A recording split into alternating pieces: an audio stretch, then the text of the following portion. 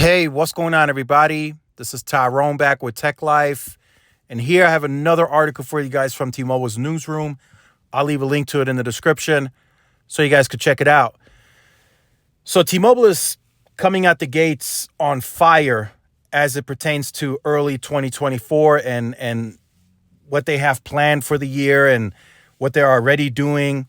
And we see that again in this article. T-Mobile opens new customer experience center in Henrietta. This is in New York, upstate New York. We just got the article yesterday, I believe, of all the enhancements and upgrades that they've made to the upstate New York network.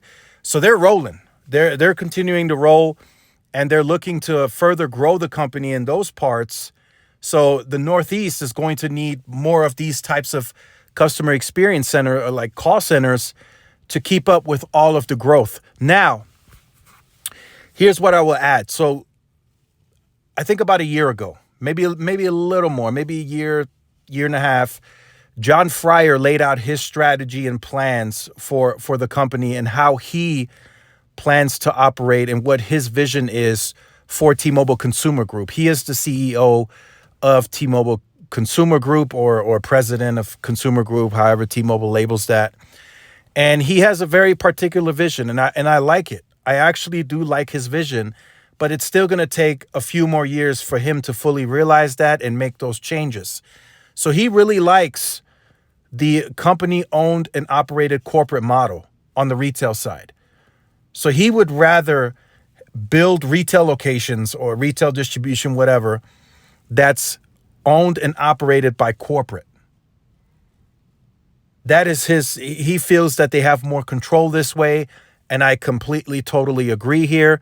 And I think that's going to bring a much better experience for customers across the board. New, existing, whatever that is, I think it will lead to a better experience. Now, authorized retailers, that's a big, huge part of Verizon and AT&T's business when it comes to retail.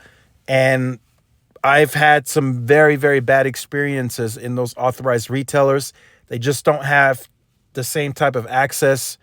I haven't been recently, but I used to always end up at the one or two only corporate-owned stores in the city to try and get problems resolved. And that was kind of an inconvenience because I had to travel X amount of miles to get there because it was not close by. Everything close by the house was authorized retailer, and that was for both AT&T and Verizon. So didn't really like that too much. Now, of course, it depends on who owns and operates the stores from an authorized retailer perspective. If they're doing a good job, then why not, right? The experience shouldn't differ. You should feel like when you walk into the store, you should feel like you're walking into a T-Mobile store, not an authorized retailer, right? You're not there because, oh, hey, there's an authorized retailer. No, you are there because of the brand of T-Mobile. But John's vision, he feels that he's in more control when it's owned and operated by corporate. And I fully agree here 100%. So he has plenty of other changes that he's still making, you know, the experience stores, the what are they called? I can't think of it right now at the top of my head, but he's making changes to all of the levels of the kiosks, and he's making all those changes. And that's good. But as T-Mobile continues to grow, and they have, you know, they've laid off a ton of people, and now they're growing again. They're taking away some and adding some in other parts, in other words. So it's kind of a wash. They really were not net positive on job ads day one. Let's just call it what it is. I don't have to do too much digging. You can just kind of look at it from an overall basis, and they just weren't. And that was always going to be the case. I mean, you may look at that from a negative perspective, and I agree. It was always going to be the case. They had too many redundant positions. They had too many redundant stores. Job layoffs were always going to be the case from day one. And I think everybody realized that across the board, not just us, the consumer, but everybody that sat at these hearings and meetings and the DOJ and all those big wigs. They all knew that this was going to lead to job losses. It was just going to happen. So now T-Mobile's kind of trying to offset that. They're trying to be all loud. Oh, hey, we opened this new customer service experience center. We're opening up 1,000 positions. But really, it's not really adding anything to the net positive that they were claiming from pre-merger, the trials and the hearings. So regardless, it's still a positive. They are continuing to grow the company, so they need these types of positions. And I'm glad that this is happening because, one, this was part of the merger agreement, so they kind of have to uphold this. And two, these are 1,000 jobs that are not being outsourced. So you have, not a super high possibility or probability, but still, when you call customer care, there's still a higher chance now that you get somebody stateside versus overseas. So I look at that also as a positive. There was a time, I don't know how it is now. I haven't tried it in a while, but there was a time with AT&T customer care and Verizon customer care where you were just sent overseas left and right. And there was also a time when that did happen with T-Mobile as well. And I do remember that. And if I remember correctly, John kind of came out and said that he would correct that under Collie Field, when she was in charge of customer care. And for those of you who don't remember, T-Mobile used to have a individual person that was in charge of customer care. Like, it was literally a position. But that position has since been eliminated, I have been told. Collie Field has since been moved over to running the business side. And John Fryer now has that customer care as an added responsibility to his daily tasks and duties. So he's in charge of customer care as well. He brought a lot of them already back stateside, a lot of those jobs that were outsourced. And now he's adding more to T-Mobile's portfolio. Now, I hope this doesn't mean that other call centers like in Albuquerque and the other ones around the United States now all of a sudden have job cuts because they opened up 1,000 new positions in upstate New York. I hope that doesn't happen. I hope T-Mobile realizes, like, hey, look, we are really growing this company beyond belief. They're at 119 million customers total now. By the end of this year, right, per guidance, they'll be at like 124, 125 million if they hit their guided target by the end of year. If they can maintain 5 to 5.5 million by the end of 2025, they'll be closer to 130 million. And at that point, they're knocking on Verizon's door with total customers.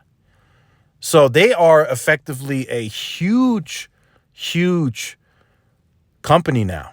They are not the small player that they once were. And I know that, post-merger with all the Sprint customers, they got bigger. But since then, already going on almost 4 years in, they are now way bigger than they were when the merger originally closed. So the work is far from over. They have a lot of work to do. I will say that. I think it goes down to something like the T-Mobile app. I think that could be way better. I've been playing around with the T-Life app. That already received its first update very, very shortly after it being actually rolled out publicly. So that, looking at that app, I think all of this can be integrated, in my opinion, and work smoothly. But I think the T-Mobile app itself, that could use a revamp, in my opinion. I'm not saying it's bad, but it could be way better than it is. And T-Mobile just showed us that they can do that through the T-Life app. Now, I'm not saying the T-Life app is perfect, but it's a smooth app. One negative, in my opinion, about the T-Life app, the startup screen, it always closes out. The startup screen takes forever to get to the main menu. You see a bunch of animations. I'm not saying it takes a minute or two, but it takes about 15, 20 seconds to get in there, which I think is way too long, in my opinion. But to not let this video get too long, those are just some of my thoughts and opinions. I think John is doing a great job thus far. I think he plans on more changes in the coming weeks. I'm also told behind the scenes on a regional level for now, I think T-Mobile store reps are getting a pay raise. So that's good for them. So that may get them motivated to sell more. And all in all, it's really a good time for T-Mobile. They still have more work to do. They still might have some more negative announcements coming in the future. Very possible.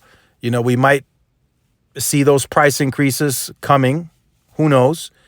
But all in all, I mean, what can you do? They're a bigger company now. They have a much higher OpEx operations cost, and they got to make their money. They got to make their money.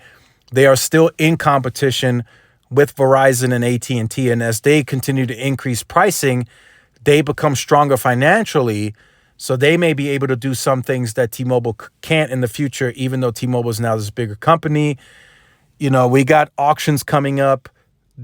We got bidding wars coming up, and if you aren't up to par financially, you might not be able to bid as much. So T-Mobile has to take all of that into consideration for the next generation of wireless beyond 5G.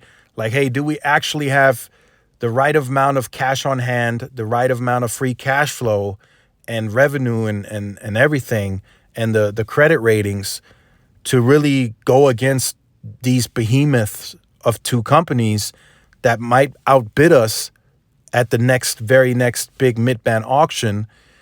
All of that is a possibility. So T-Mobile has to look at that. They got to take a step back and say, look, we gotta get our margins up. We got to get our profits up, because one day we might have to compete in a bidding war at the next big auction.